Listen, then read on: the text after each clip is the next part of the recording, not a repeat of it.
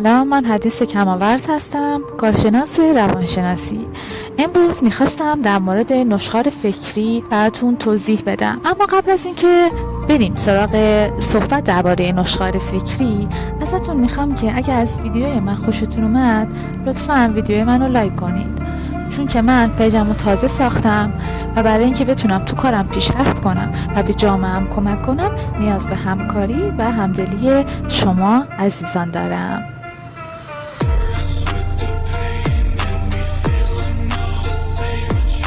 ما همیشه قبل از اینکه بخوایم یه کاری انجام بدیم باید در موردش فکر کنیم تا بتونیم به یه راه حل یا نتیجه‌ای برسیم. اما خب بعضی از کارها هستن که ما هر چقدر که بهشون فکر میکنیم نمیتونیم براشون راه حلی پیدا کنیم.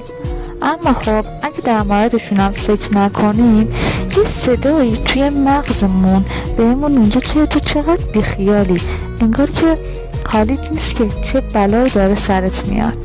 پس ما برای اینکه به مغزمون ثابت کنیم که بیخیال نیستیم میایم روزها و ساعتها به اون موضوع فکر میکنیم بدون اینکه بتونیم راه حل یا نتیجه‌ای براش پیدا کنیم.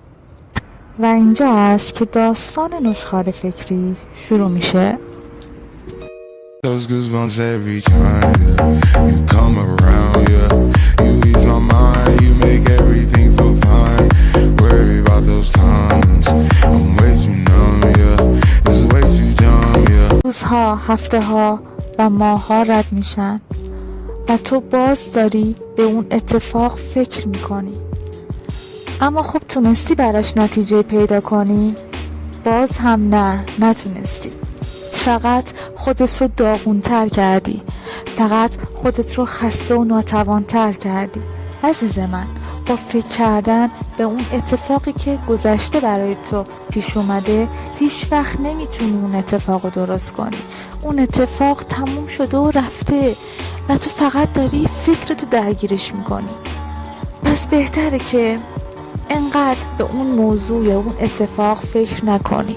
حالا پیش خودت میگی که من نمیتونم بهش فکر نکنم، نمیتونم، دست خودم نیست، چیکار کنم؟ خب یه تکنیکی هست من بهت میگم اونو انجام بده.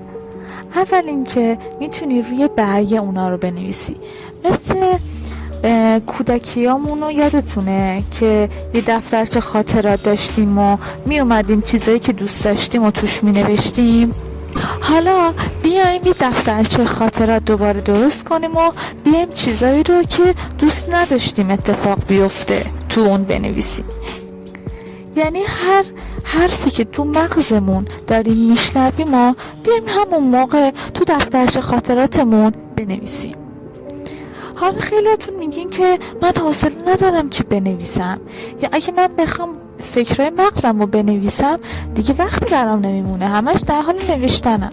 خب همه ما تو زندگیمون بالاخره یکی هست که بتونیم حرفای دلمون رو بهش بزنیم، حرفایی که به هیچکی نمیتونیم بزنیم و بتونیم به اون یه نفر بزنیم.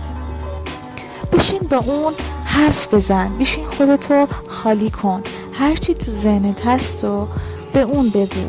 بازم تکرار میکنم، اگه که فکر میکنی همدرد خوبیه، اگه که فکر میکنی آدم امن زندگیت هست و میتونی بهش تکیه کنی، با اون صحبت کن، با اون حرف دلتو بزن. خیلی خوشحال شدم که تا اینجا به ویدیو من نگاه کردین. اگه صحبت‌های من به دردتون خورد و براتون مفید بود ازتون خواهش میکنم که ویدیو من رو لایک کنین. مرسی که وقت گذاشتین. خدا نگهدار.